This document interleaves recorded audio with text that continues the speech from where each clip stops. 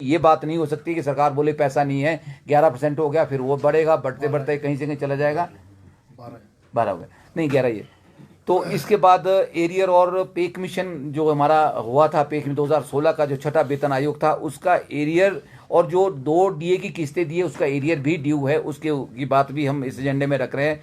पे एनॉमली हुई है, जो छठा वेतन आयोग लागू पंजाब ने किया, वो हिमाचल से बड़ी डेविएशन थी। आपने देखा होगा, ये जो संयुक्त कर्मचारी महासंघ है, इसी की उपज है, इसी छठे वेतन आयोग की उपज है। वो एनॉमली अभी तक हमारी सेटल नहीं हुई है और ये भी हमारे एजेंडे का मुख्य भाग है। उसके बाद एसीपीएस की बात अभी सभी ने आपने सुनी, आपने देखा, सभी जितने भी एफिलिएट्स थे, सभी डिपार्टमेंट, सब ने इस बात को कहा कि सरकार ने इसको खत्म ही कर दिया है। अभी इसके ऊपर एक अधिसूचना भी आई है कि जो जिनकी पिछली लाइबिलिटीज भी है 4914 एसीपीएस की, वो भी फिलहाल रोक दी गई है। हम ये मांग कर रहे हैं कि छठे वेतन आयोग में एसीपीएस को लागू करने के बारे में बिल्कुल साइलेंट गवर्नमेंट है, इसको बहाल किया जाए। स्टैग्नेशन को रोकने का यही एक तरीका है।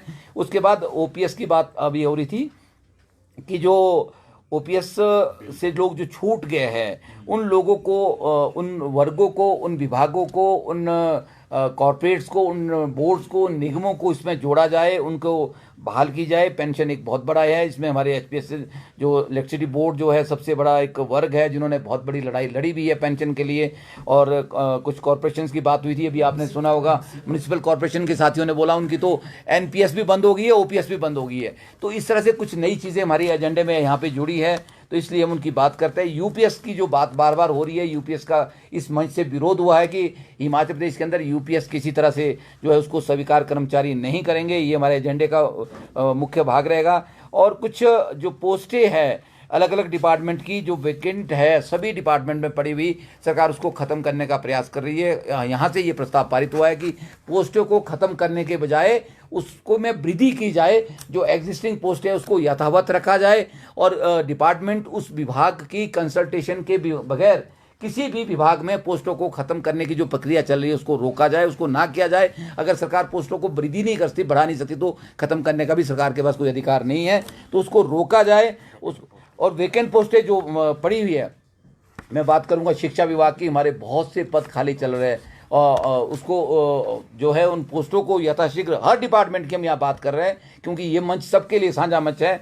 और आउटसोर्स की यहाँ पर बात आई कि जो आउटसोर्स, जैसे एजुकेशन में पीरियड बेस्ड टीचर्स की बात हो रही है, या फिर किसी और तरह की जो क्या कहते हैं, आपने कहा था यूनिवर्सिटी में गेस्ट फैकल्टी, यूनिवर्सिटी में जो गेस्ट कहीं भी ना हो, गेस्ट फैकल्टी का विरोध हुआ है कि गेस्ट नियमित आधार पे जो है लगाया जाए। और साथ में ये भी बात हुई है, जो लोग डिपार्टमेंट्स के अंदर लगे गए हैं, जैसे आउटसोर्स पे लगे हैं, हमारे एजुकेशन की अगर मैं बात करूं तो पीटीए टीचर्स हमारे पास लगे हैं, कंप्यूटर टीचर, वो रिटायर हो गए बेचारे, उनकी एज 58 साल की होगी बहुत सारे लोग ही, तो वो उनके लिए वो कहीं सिक्योरिटी उनकी नहीं हो पाई है। और डिपार्टमेंट में कंप्यूटर टीचर्स है, आउटसोर्स पे कंपनियों के थ्रू लगे हैं, तो सरकार इनका संयोजन करे, इनके लिए पॉलिसी बनाए। इस मंच की ये बहुत बड़ी मांग ये रहेगी।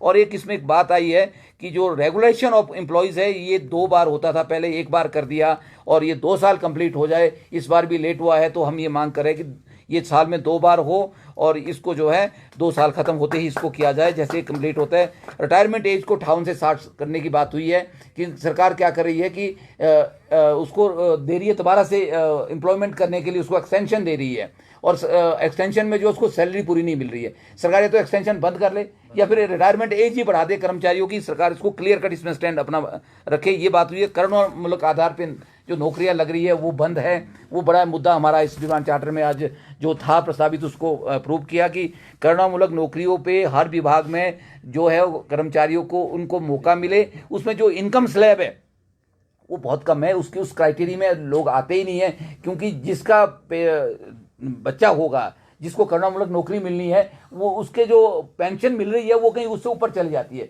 तो उसको तो उसका फायदा हो नहीं रहा। तो इस स्लैब को 6 लाख कम से कम किया जाए, ये हम इसमें एक डिमांड चार्ट में रखा है। एचआरटीसी की बात यहाँ से हुई, इनको रोडवेज का दर्जा मिले, और इनकी जो बकाया राशि थी, जो अनाउंसमेंट मुख्यमंत्री ने भी की थी ओवर टाइम की, वो अभी तक कुछ इनको नहीं मिला हुआ है। और माननीय मुख्यमंत्री और माननीय मंत्री जी ने जो है मंच से घोषणा की थी कि एचआरटीसी एम्प्लॉयज़ का जो ओवर टाइम है, तो इनको जो है 51 करोड़ रुपए की शायद बात हुई थी, तो वो इनको अभी तक कुछ नहीं उसमें मिला हुआ है। वो बात यहाँ से उठी। जो इलेक्ट्रिसिटी बोर्ड के विघटन की बात है, प्राइवेटेशन की बात है, उसको रोका जाए। ये एक बहुत बड़ी, एक बड़ा गतिरोध इस पर चल रहा है। और ये जो प्राइवेटाइजेशन विघटन है ये किसी भी डिपार्टमेंट में स्वीकार्य नहीं होगा। ये संयुक्त कर्मचारी महासंघ के एजेंडे का ये एक पहलू है। और इसी तरह से हमारा भी एजुकेशन, अगर मैं डायरेक्टरेट की बात करूं शिक्षा विभाग की, तो वहाँ भी 2 डायरेक्टरेट बन रहे हैं और उसका एक पुनर् जो है उसका हो रहा है। तो उसको किस तरह से किया जाए, उसमें जो स्टेक होल्डर से बात सरकार पहले करे कि कौन उसमें डायरेक्टर होगा, कैसे होगा, क्या होगा।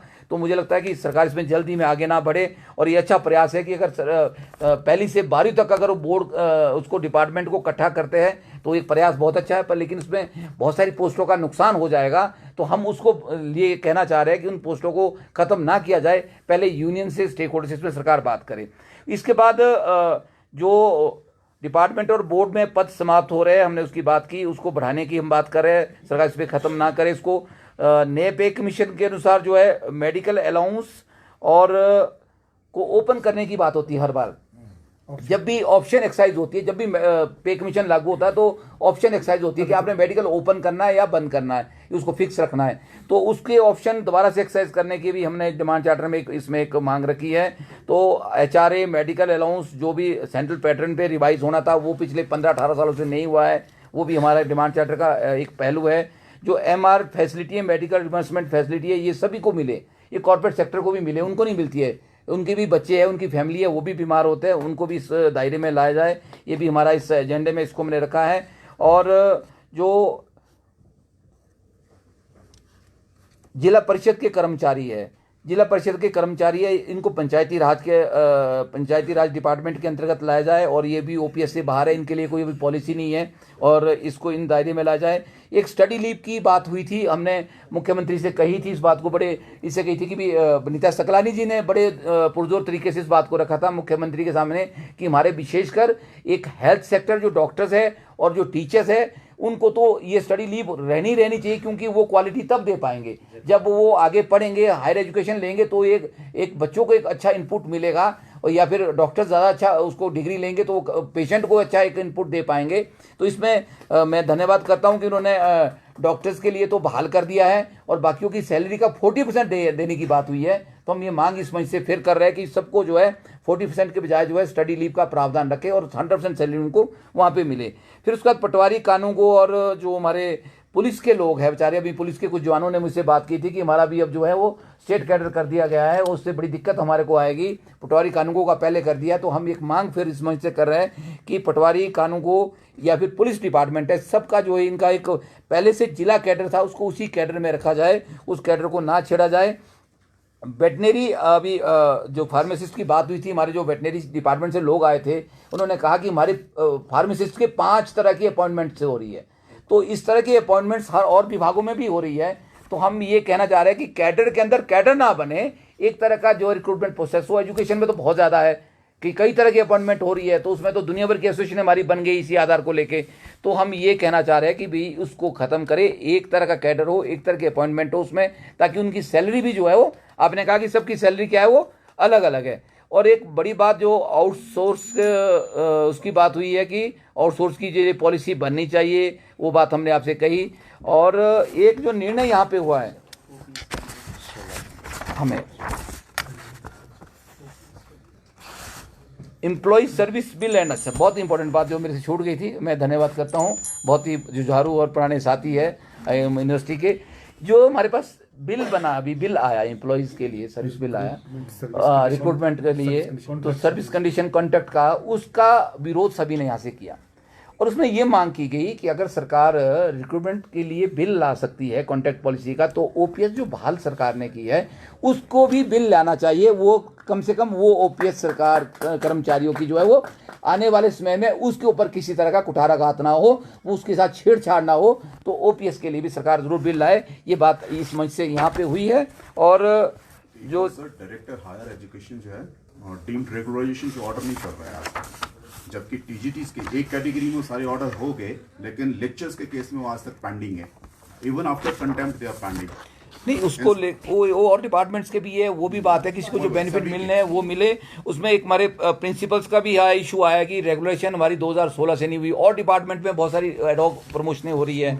तो स्कूल कैडर प्रिंसिपल्स की लगभग 17 से 24 तक के जो प्रिंसिपल्स है, लगभग 3000 के आसपास प्रिंसिपल्स है, वो रेगुलर नहीं हो रहे हैं। तो उनकी रेगुलेशन का मुद्दा भी हम इस मंच से, इसको भी हम जगह देते हैं। और सबसे बड़ी बात जो मैं कहना चाह रहा हूँ, उसके बाद में मंच दे रहा हूँ मैं अपने वर्मा जी को, एक जो हमने एक यहाँ पे पारित किया है, क्योंकि एक संगठन की बैठक थी, संगठन को कैसे मजबूत किया जाए, कैसे हम संगठन की एक्टिविटी को आगे बढ़ाए, तो इसमें एक निर्णय यहाँ से जो प्रस्ताव वर्मा जी ने रखा था उसमें कि डिस्ट्रिक्ट लेवल सम्मेलन को करने की बात हुई है। हम डिस्ट्रिक्ट लेवल सम्मेलन जो है शुरू कर रहे हैं। हिमाचल प्रदेश संयुक्त कर्मचारी महासंघ का सम्मेलन हो गए, हर जिले में हम सम्मेलन रखेंगे, उसमें लोगों तक अपनी बात रखेंगे, इस एजेंडे को रखेंगे। अब ये कहाँ से शुरू होगा, ये अभी हम जो है इसके बाद इसकी हम अधिसूचना या इसकी हम घोषणा करेंगे। मुझे लगता है कि इसको हम अगर शिमला से या फिर हमीरपुर से शुरू करें तो ज़्यादा बढ़िया रहेगा, मेरा व्यक्तिगत विचार है। इसकी फाइनल अभी हम घोषणा, क्योंकि मीटिंग अभी कंटिन्यू रहेगी, हम इसको हाउस से अप्रूवल ले लेंगे कि ये कहाँ से हो। बाकी वर्मा जी अपनी बात को कहेंगे। वर्मा जी प्लीज़, वर्मा जी बताइए प्लीज़। इसमें हमारा बहुत सारी डिमांडें तो चौहान जी ने कह दी, लेकिन आज की जो मीटिंग हुई इसमें कुछ डिमांडें HP यूनिवर्सिटी और जो आपका नॉन यूनिवर्सिटी हॉर्टिकल्चर यूनिवर्सिटी वहाँ से भी कुछ डिमांडें आई है। वो भी जो नेक्स्ट डिमांड चार्टर जो सप्लीमेंट किया जाए उसमें एड ऑन होगी, जिसमें इनके ACP या जो डॉक्टर्स हेल्थ मेडिकल ऑफिसर्स हमारे MOs का एसोसिएशन है, उनकी कुछ डिमांड आई है, उसको एड ऑन कर दिया जाएगा। और मैं इस पर एक चीज़ कहना चाहूँगा, जो खास करके जो रिक्रूटमेंट सर्विस कंडीशन बिल है, इस पे यहाँ मीटिंग के दौरान बहुत रिजल्टमेंट देखा गया है और लोगों ने स्ट्रांगली इसको अपोज किया गया। और सरकार से हमारा मीडिया के माध्यम से अपील है कि जहाँ कहीं भी ये प्रक्रिया में पेंडिंग है, इसको तुरंत रोक लगाया जाए और जो भी ऑनरेबल कोर्ट ने कॉन्ट्रैक्ट कर्मचारी को बेनिफिट दिए जाए उनको बहाल किया जाए, इस पे कहना चाहेंगे। और दूसरी बात हम ये कहना चाहेंगे, जो अभी सरकार जो सेटल्ड पोजीशन है स्टेट में, जैसे आपका किसी का डिस्ट्रिक्ट कैडर उसको स्टेट किया जा रहा है, या बहुत सारे जो सेटल्ड पोजीशन है, सेटल्ड पोजीशन कहीं आपका स्टाफ रिडक्शन किया जा रहा है, रेशनलाइजेशन किया जा रहा है, जिस दिशा में सरकार आगे बढ़ रही है, इससे कर्मचारियों को बहुत ज़्यादा आक्रोश है।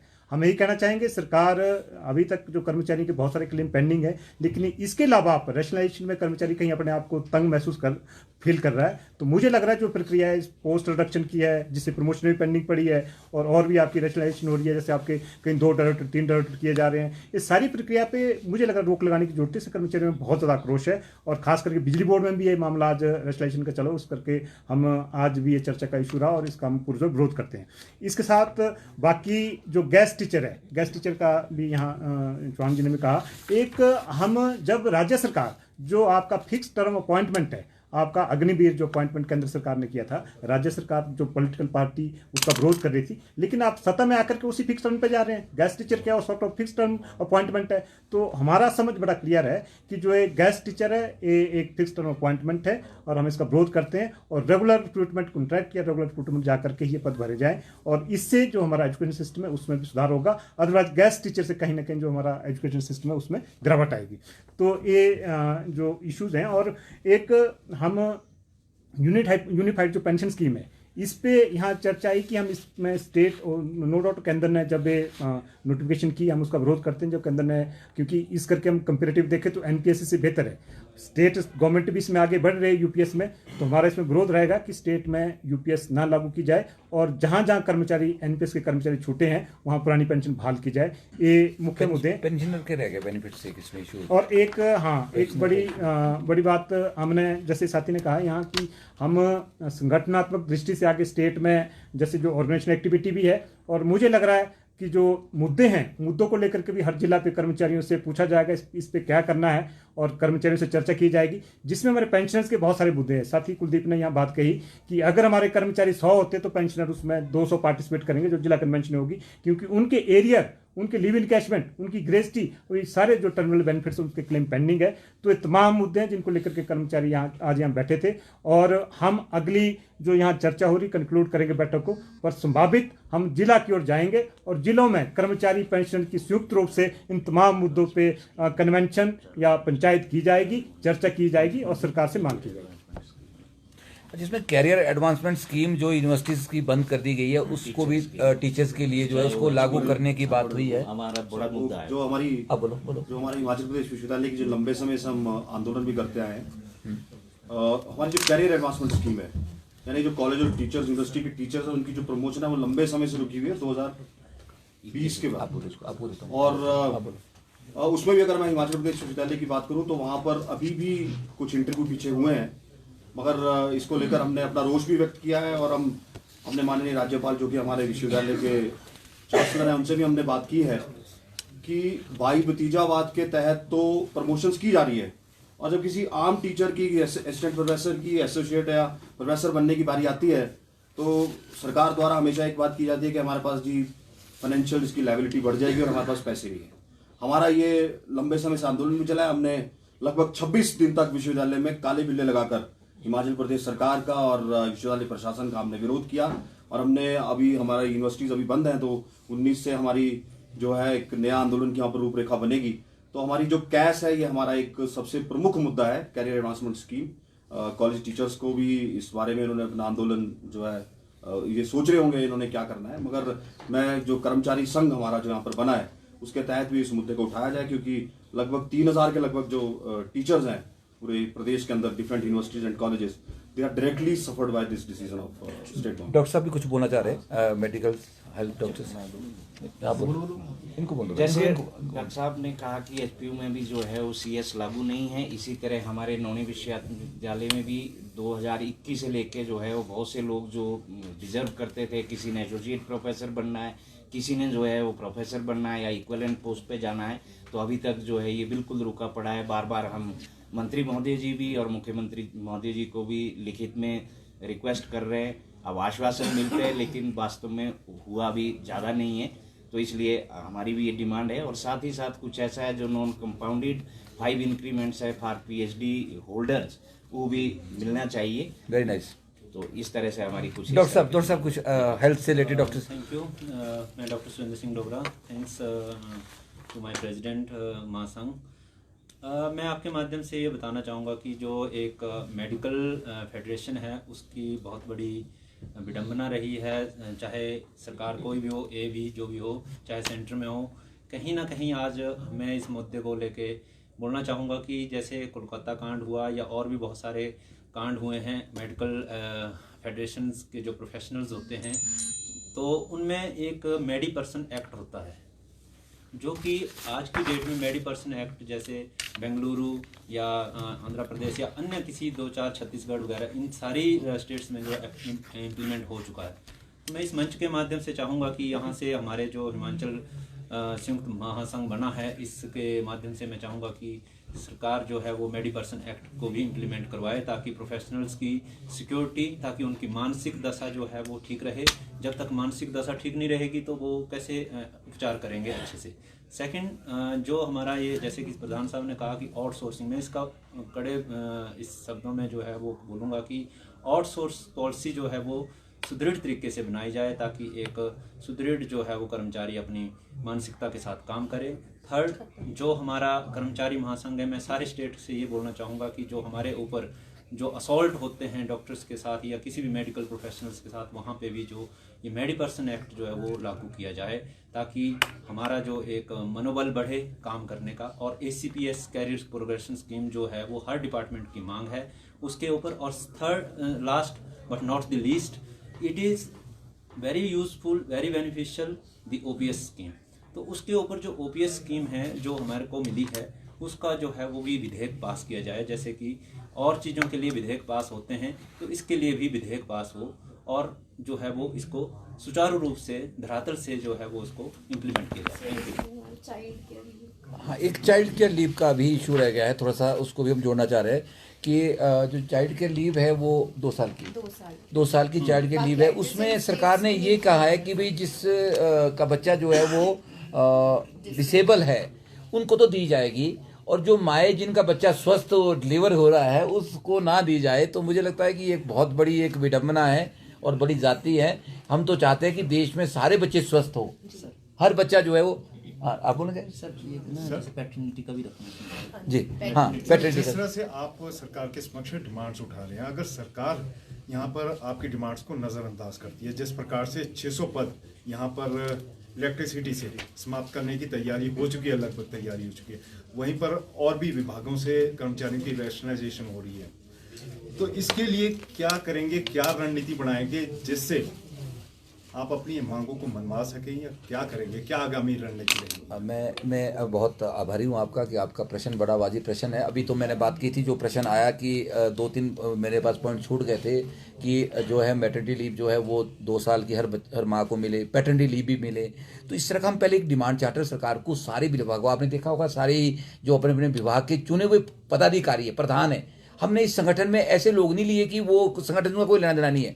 इस संगठन के अंदर सारे ही इलेक्टेड बॉडीज है, अपने विभाग के इलेक्टेड पदाधिकारी है, उनको हमने इसमें लिया है ताकि वो डिसीजन मेकिंग हो। कल को आपने कहा कि हम क्या करेंगे, ये एक बड़ा ही वाजिब प्रश्न है। जब हमारे पास हर विभाग का, हर बोर्ड का, हर निगम का इलेक्टेड पदाधिकारी इस संगठन के अंदर होगा, उसके माध्यम से हम चर्चा यहाँ पे कर रहे हैं और ये चर्चा हम ग्रासरूट तक ले जाना चाह रहे हैं। और मैंने आपको कहा ये बहुत एक हफ्ते के अंदर इसको फाइनलाइज करके माननीय मुख्यमंत्री और चीफ सेक्रेटरी को दे रहे हैं, मिल रहे हैं। और उसके बाद हमने एक बात और कही कि हमारा तरीका, कोई समय सीमा तय की जाए, एक मिनट, हाँ बिल्कुल, हमने अभी ये प्लान आउट किया है कि हम हर जिले में संगठन की कार्रवाई करेंगे, उस संगठन को ग्रासरूट तक ले जाएंगे और हम वहां पे जो है जनरल हाउस करेंगे, बड़े बड़े जनरल हाउस। ये कोई हाउस नहीं था, जब देखा ये तो जब हमने की जो हमारे पर्सन थे उनकी एक मैराथन बैठक थी। इसके बाद हम बड़े बड़े जनरल हाउस जो है जिला लेवल पे करेंगे। उसके बाद जो है जो निष्कर्ष वहां से निकलेगा, जो उन लोगों के विचार होंगे, उसके अनुसार संगठन आगे बढ़ेगा, आगे कार्रवाई करेगा। जो भी अख्तियार होगा, जो रुख हम बनाएंगे, उसका ऐलान हम आपके समक्ष करेंगे। अगली रणनीति का इनका मतलब ये है कि आंदोलन, ये तो संगठन की दृष्टि से आपका होगी, जैसे बिजली बोर्ड में बिजली महापंचायतें शुरू होगी, क्या आप लोगों का भी सरकार को कोई घेराव का या बजट सत्र के दौरान अगली रणनीति आपकी उस दृष्टि से क्या रहेगी? क्योंकि अब तो कर्मचारियों पे बात आ चुकी है, उनकी नौकरी पे बात आ चुकी है, डिमांड्स खत्म होगी जब कर्मचारी होंगे। देखिए सबसे पहला काम होता है संगठन का एक सकारात्मक तरीके से सरकार के साथ डायलॉग करना।